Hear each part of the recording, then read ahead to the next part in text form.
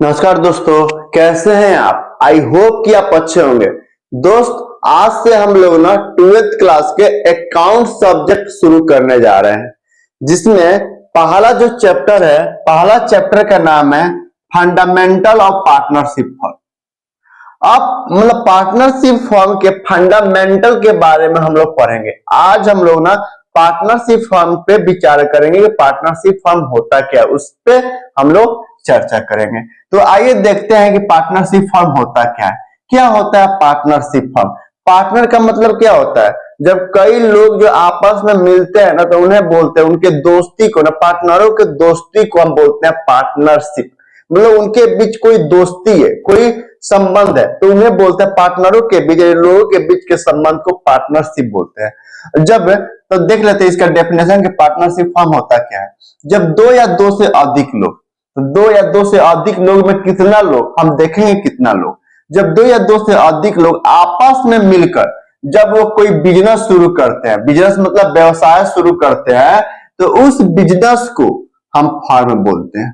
क्या बोलते हैं? जब दो या दो से अधिक लोग आपस में मिलकर जब वो कोई बिजनेस शुरू करते हैं, जब कोई बिजनेस की स्थापना करते हैं, प्लानिंग करते हैं कि हमको बिजनेस करना चाहिए, तो उस बिजनेस को हम बोलते हैं फर्म। और उस फर्म के अंदर जितने लोगों का पैसा लगा होता है, यानी जितने लोग उस फर्म के मालिक होते हैं, ऑनर होते हैं, उन्हें बोलते हैं पार्टनर। और इस तरह पार्टनर जिसे हम ऑनर कहते हैं, पार्टनर और फर्म के संबंध को, संयोग को, पूरा एक मिलन को हम क्या बोलते हैं? पार्टनरशिप फर्म बोलते हैं। जैसे दो व्यक्ति है, एक है किशन और दूसरा है रवि है। ए भी ऑनर है और ए भी ऑनर है। इसने 5 लाख रुपया और मतलब पहले इसने 4 लाख रुपया, दोनों मिला के 9 लाख रुपए लगा के, पहले क्या थे ना, ये पहले दो आदमी आपस में इन लोगों के बीच दोस्ती था। ये भी, इस किशन को भी बिजनेस के बारे में नॉलेज था और रवि को भी बिजनेस के बारे में नॉलेज था। तो इन दोनों ने सोचा क्यों ना हम दोनों आदमी आपस में मिलकर एक बिजनेस शुरू करें। तो इन दोनों ने मिलकर, किशन जो है 5 लाख रुपया और रवि जो है 4 लाख रुपया लगा के एक बिजनेस शुरू किए और बिजनेस के नाम रखे किशन एंड रवि एसोसिएट। अब ये बिजनेस तो स्थापना कर दिए। अब ये प्लानिंग की है कि हम लोग ना बिजनेस के अंदर मैन्युफैक्चरिंग करेंगे। और क्या मैन्युफैक्चरिंग करेंगे? तो ये ना आलू सोच रहे हैं कि आलू हम लोग खरीदेंगे, क्योंकि मार्केट में आजकल बहुत सी चिप्स का बहुत ज्यादा प्रचार है। हर कोई हर दुकान पर चिप्स बिकी रहा है, तो हम लोग चिप्स का धंधा करेंगे। तो ये लोग सोचे कि हम लोग आलू खरीदेंगे, आलू का मशीन में डालेंगे, फिर बाहर जो चिप्स निकालेंगे और चिप्स बेच के पैसा कमाएंगे। तो इन दोनों आदमी ने मिलकर एक बिजनेस शुरू किया। तो इस बिजनेस को हम बोलेंगे फर्म बोलेंगे। और इस फर्म के अंदर चूंकि दो लोगों का ऑनरशिप है, दो लोग मालिक है, तो इनको बोलेंगे पार्टनर। और इस तरह पार्टनर फर्म के जोड़ को, मिलन को हम क्या बोलते हैं? पार्टनरशिप फर्म बोलते हैं। अब सवाल ये बनता है कि भैया मिनिमम कितने हो सकते हैं, मैक्सिमम कितने पार्टनर हो सकते हैं? तो मिनिमम जो है ना, मिनिमम तो 2 हो सकते हैं, क्योंकि अगर एक व्यक्ति अगर बिजनेस शुरू करता है तो फिर हम उसको फर्म नहीं बोलते हैं, उसको हम क्या बोलते हैं? सोल प्रोप्राइटरशिप बोलते हैं। सोल प्रोप्राइटरशिप बोलते हैं। 11th क्लास का जो अकाउंट सब्जेक्ट है ना, पूरा का पूरा सोल प्रोप्राइटरशिप के ही आधार पे है। अब मतलब मान लीजिए पहले अकाउंट जो है ना, फैसिलिटी दिया है कि अगर एक व्यक्ति चाहे तो अकेले कोई व्यक्ति बिजनेस शुरू कर सकता है। मार्केट में आप देखिएगा अक्सर लोगों का जो बिजनेस होता है ना, सिंगल लोग ही ऑनर होते हैं उसके अंदर। लेकिन जब बड़े बड़े शहरों में जाइएगा ना, तो एक बिजनेस के अंदर 2-2, 3-3 लोग मालिक होते हैं। तो जब 2 या 2 से अधिक लोग भी सोचते हैं कि हम भाई आपस में मिलकर कोई बिजनेस शुरू करें, तो आराम से वो कर सकते हैं, इसमें कोई दिक्कत नहीं है। तो उन्हें हम बोलते हैं पार्टनरशिप फर्म। ठीक है, तो मिनिमम 2 पार्टनर हो सकते हैं। मिनिमम कितने हो सकते हैं? 2। और मैक्सिमम कितने हो सकते हैं? तो मैक्सिमम 50 हो सकते हैं, इससे ज्यादा नहीं हो सकते हैं। अब ये कहां पे लिखा है? तो कंपनी मिसलेनियस रूल 2014 में लिखा है कि मैक्सिमम 50 हो सकते हैं। आप कहो सर अकाउंट हो गए किसी फर्म में, किसी में 52 हो गए। देखिए, जब तक देखिए पेपरी कागजी कार्रवाई पे आप 85 दिखा सकते हैं, अंदर अगर 52 है, 53 है, घर के ही लोग है 52-53 लोग, तो कोई दिक्कत नहीं है। लेकिन जिस दिन भाई सरकार का नजर पड़ गया ना, फिर उस दिन आपके ऊपर पेनाल्टी लगेगा और इलीगल एसोसिएट माना जाएगा। बिजनेस जो है ना अवैध मान लिया जाएगा, उस पर ताला जड़ दिया जाएगा, ताला लगा के मोहर लगा दिया जाएगा, बेकार कर दिया जाएगा, आपका बिजनेस बेकार कर दिया जाएगा। तो मैक्सिमम 50 ही हो सकते हैं। अब एक बच्चा कह रहा था सर पहले 100 का प्रावधान था, ठीक है, कंपनी एक 2013 जब था ना, तो वहां पे 100 का प्रावधान था कि एक बिजनेस के अंदर मैक्सिमम 100 आदमी हो सकते हैं, लेकिन अब नहीं, अब कंपनी एक 2014 का आता है कि भाई 50 ही आदमी हो सकते हैं, इससे ज्यादा नहीं हो सकते हैं। और बिजनेस जो है ना लॉफुल होना चाहिए, नहीं भाई तू किसी भी चीज का बिजनेस कर लो, चरस का, गांजा का, किडनी बेचने का, दिल बेचने का बिजनेस कर लो, नहीं, लॉफुल यानी कानून के नजर में लॉफुल बिजनेस होना चाहिए भैया, लॉफुल बिजनेस होना चाहिए, जो वैध है वही, मतलब आप चिप्स बेचो, सब्जी बेचो, खाना बेचो, कुछ बेचो, लेकिन ये सब जो इलीगल है उसको वो काम मत करना। अगर यहाँ पर लिखा है मिनिमम 2 मैक्सिमम 50 हो सकते हैं, 51 होंगे तो फिर इलीगल एसोसिएट माना जाएगा। अब सवाल बनता है कि भैया जब एक बिजनेस के अंदर 2 या 2 से अधिक लोग हो गए तो जाहिर सी बात है उनके भी झगड़ा होने के चांसेस तो है भैया, झगड़ा तो होगा। जब ये किशन और रवि स्कूल में पढ़ता था सब ना, मान लो ये दोस्त ऐसा स्कूल में पढ़ता था सब, तो आपसी में झगड़ा हो जाता था, यानी टीचर आके समझाते थे कि बाबू तू ना, किशन को कहते तू वहां बैठ, रवि को कहते तू वहां बैठ, चल चल तू वहां बैठ, तू वहां बैठ, मतलब ये लोग बड़ी झगड़ालू था, स्कूल में दोस्त था सब, बड़ी झगड़ा करता था सब। अब भाई ये दोनों आदमी मिलकर बिजनेस शुरू किया है, तो भाई जाहिर सी बात है यहाँ भी झगड़ा हो जाएगा, लेकिन यहाँ समझाने वाला कौन है, कोई नहीं है। तो यहाँ पे होता है ना पार्टनरों के बीच में एग्रीमेंट बनता है, किसी तरह का कोई झगड़ा ना हो। एग्रीमेंट मतलब अगर मान लो किशन कहता है कि भाई मैं 10 बजे ऑफिस जाऊंगा, रवि कहता है कि मैं 9:30 में मतलब दुकान में जाऊंगा, रवि का किशन कभी पैसा निकाल लिया 500 रुपया, रवि भी देखा देखी 1000 रुपया निकाल लिया, तो ये गलत बात है ना, बिजनेस तो चौपट हो जाएगा। तो इन लोगों के बीच में, इन लोगों का आपसी मतलब किसी तरह का कोई झगड़ा विवाद ना हो, इसलिए इन लोगों के बीच में एग्रीमेंट बनता है। एग्रीमेंट को हिंदी में बोलते हैं समझौता पेपर या सुलहनामा बनता है, कि इन लोगों काम बांट दिया जाएगा, किसको किसका क्या रोल रहेगा इस बिजनेस के अंदर, किसका क्या रोल रहेगा इस बिजनेस के अंदर, क्या भूमिका रहेगा इस बिजनेस के अंदर, उसके लिए काम बांट दिया जाएगा। और उसके लिए एग्रीमेंट में बनता है, एग्रीमेंट में ये लिखा जाता है कि तुम्हारा क्या काम है, हमारा क्या काम है, और एग्रीमेंट में इन दोनों जितने पार्टनर होते हैं सभी पार्टनर का मोहर होता है, साइन होता है, थप्पा होता है। अब जो एग्रीमेंट है ना वो ओरल भी हो सकता है और रिटर्न भी हो सकता है। ओरल मतलब मौके, अगर दोनों आदमी समझदार है तो भाई ओरल हो सकता है, बोल के भाई तुम दोनों आदमी बोल लो कि हम एक काम करेंगे, हम एक काम करेंगे, और ओरली जो है ना काम कर लो, मतलब हो लो कर लो, ओरली मतलब बोल के, लेकिन ओरली उतना वैध नहीं माना जाता है।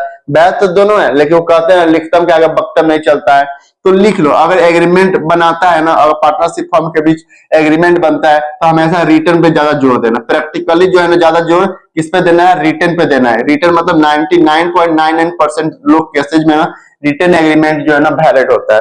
ओरली क्या, मान लो हम बिजनेस है, वो हम भी पार्टनर, वो भी पार्टनर है, आज हम लोग ओरली बात कर लिए कि चलो भाई हम क्या बिजनेस के अंदर करेंगे, तुम क्या बिजनेस के अंदर करोगे, बिजनेस का अगर प्रॉफिट हो रहा है तो तुम कितना लोगे, हम कितना लोगे, ये ओरली हम लोग बात कर लिए। अब बात चले गए, आज बात किए और 2 दिन बाद 3 दिन बाद न कर गए, उस वादे से मुकर गए, तो हो गया ना काम, दिक्कत परेशानी हो जाएगा। फिर इसलिए रिटर्न रहेगा तो भाई कानून में हम केस वेस भी लड़ सकते हैं, ठीक है।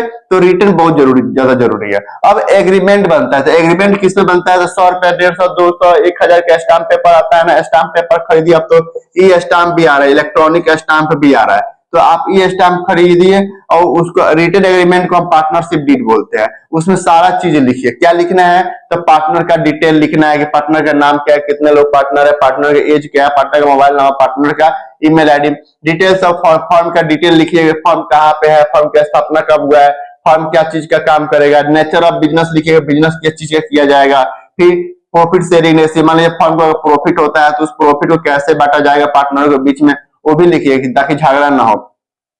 फिर कैपिटल कंट्रीब्यूशन, कौन पार्टनर कितना बिजनेस के अंदर कैपिटल कंट्रीब्यूट कर रहा है, अगर फर्म जब पार्टनर को सैलरी दे रहा है तो कितना सैलरी दिया जाएगा, अगर फर्म पार्टनर से फर्म पार्टनर को इंटरेस्ट दे रहा है, कैपिटल पे इंटरेस्ट दे रहा है तो कितना परसेंट के रेट से कैपिटल पे इंटरेस्ट रहेगा, इंटरेस्ट ऑन ड्रॉइंग क्या रहेगा, मतलब पार्टनर के बीच में जितना झगड़ा होने के चांसेस है उस झगड़ा को बचने के लिए पार्टनरशिप एग्रीमेंट में सब लिख दीजिए और थप्पा लगा लीजिए, और स्टाम्प रजिस्टर के पास जाइए, वहां पे उससे थप्पा लगवाइए, थप्पा लगवा लीजिए। एक चीज हमेशा याद रखिएगा, पार्टनर के बीच में जो एग्रीमेंट बनता है ना, एग्रीमेंट बनता है वो पत्थर के लकीर, यानी जो एग्रीमेंट में लिख दिया गया है फिर वह एग्रीमेंट ही सब चीज है, फिर वह एग्रीमेंट ही सब चीज है, मतलब एग्रीमेंट में लिख दिया वही सब चीज है, और उससे बाहर आप जा नहीं सकते। हाँ, अगर आपको लग रहा है कि एग्रीमेंट गलत बन गया है तो फिर आप उसको फाड़ के नया एग्रीमेंट बना लो, लेकिन एग्रीमेंट में जो चीज लिखा है, मान लो एग्रीमेंट में लिखा है कि प्रॉफिट शेयरिंग रेशियो जो है वह 2:1 में बांटा जाएगा पार्टनरों के बीच में, तो इसी में बांटा जाएगा। अब आप कोई कहे कि नहीं, हम कहे कि नहीं, ये कहे कि ना हम 3:1 में लेंगे, तो ये गलत बात है, नहीं ये हो ही नहीं सकता है। 2:1 में लिख दिया एग्रीमेंट में तो एग्रीमेंट में होगा। मान लीजिए आप चाहते हो PSR प्रॉफिट से रेशियो 1:1 इक्वल हो, तो फिर आपको एग्रीमेंट फाड़ के नया एग्रीमेंट बनवाना पड़ेगा, नहीं तो एग्रीमेंट में जो लिख दिया गया वो पत्थर के लकीर है। उसके बाद मान लीजिए पार्टनर है, दोनों आदमी 2018 में फर्म की स्थापना किए, 2018 में फर्म की स्थापना किए, आज हो गया 2025 और 2025 में फर्म जो है ना बहुत आगे बढ़ गया, बहुत आगे बढ़ गया। अब बहुत सारे ऐसे चीज है जो हम एग्रीमेंट में लिखे ही नहीं, एग्रीमेंट में पार्टनरशिप फर्म जो डीड है ना उसमें लिखे ही नहीं, तब हम क्या करेंगे भैया, तब जो है ना कानून ने एक किताब बनाया है। कौन सा किताब? इंडियन पार्टनरशिप एक्ट 1932 बनाया है। और ये इस बुक में इंडियन पार्टनरशिप एक्ट 1932 एक बुक है, और इस बुक में सारा डिटेल लिखा गया है कि भाई कि पार्टनर के बीच में क्या क्या डिस्ट्रीब्यूट मतलब झगड़ा हो सकता है, वो सारी झगड़ा का निदान जो है ना यहाँ पे है। तो सबसे पहले हमको एग्रीमेंट देखना है, फिर इंडियन पार्टनरशिप एक्ट 1932 को देखेंगे। अगर वहां पे कोई सोल्यूशन नहीं निकलता है तो फिर इंडियन पार्टनरशिप एक्ट 1932 को देखेंगे। अगर यहाँ पे तो भाई 100% मैं श्योर हूँ 100% यहाँ पे निदान निकल जाता है। यहाँ भी निदान न निकले तब आप कोर्ट भी जा सकते हैं, आपको कोर्ट जाने का ही प्रावधान है कि कोर्ट भी जा सकते हैं, लेकिन आज तक कोई कोर्ट गया नहीं है। कोर्ट गया नहीं, एक दो लोग गया भी है तो अलग अलग केसेज में गया था, लेकिन उसको भी इंडियन पार्टनरशिप एक्ट 1932 में मेंशन कर दिया गया है। मतलब कहने का मतलब है कि जब दो से अधिक व्यक्ति आपस में मिलकर जब बिजनेस शुरू करते हैं तो उन्हें पार्टनरशिप फर्म बोलते हैं, और फर्म के अंदर जितने लोग मालिक होते हैं पार्टनर बोलते हैं। और पार्टनर के बीच कोई डिस्प्यूट ना, झगड़ा ना हो, इसके लिए एग्रीमेंट बना लीजिए। और एग्रीमेंट जो होता है पत्थर के लकीर होता है, और एग्रीमेंट के बाद अगर किसी तरह का कोई दिक्कत है तो फिर आप इंडियन पार्टनरशिप एक्ट 1932 ले लीजिए। इंडियन पार्टनरशिप एक्ट 1932 दो ही चीज कहता है, पता है क्या कहता है? और कुछ नहीं कहता है, कुछ नहीं। इंडियन पार्टनरशिप एक्ट 32 जो है ना कहता है कि एग्रीमेंट में जो लिखे है आप एग्रीमेंट के हिसाब से चलिएगा। अगर एग्रीमेंट में नहीं लिखा है तो इंडियन पार्टनरशिप एक्ट 1932 कहता है कि देखो भैया पार्टनरों के बीच में जो मतलब प्रॉफिट का जो शेयरिंग रेशियो होगा ना वह इक्वल होगा, यानी बराबर होगा भैया। मतलब आप लोग बराबर बराबर बांटोगे। अगर एग्रीमेंट में नहीं लिखे हो तो एग्रीमेंट में मतलब बराबर बराबर बांटो, अगर एग्रीमेंट में लिखे हो तो जो एग्रीमेंट में लिखे उस एग्रीमेंट के हिसाब से बांटो। और दूसरा कहता है यदि फर्म जो है फर्म अगर पार्टनर से लोन लेता है, पार्टनर से लोन लेता है, भाई कैपिटल तो देता है और भाई लोन भी ले सकता है। मान लीजिए किसी पार्टनर के पास ज्यादा पैसा है, फर्म को लोन की जरूरत है तो पार्टनर से भी ले सकता है, तो ले सकता है लोन मतलब कर्जा ले सकता है, तो कर्जा ले सकता है। तो इंडियन पार्टनरशिप एक्ट 1932 में लिखा है कि अगर फर्म पार्टनर से लोन लिया है तो फर्म जो है ना उस लोन पे 6% पर एनम के रेट से ना इंटरेस्ट देगा।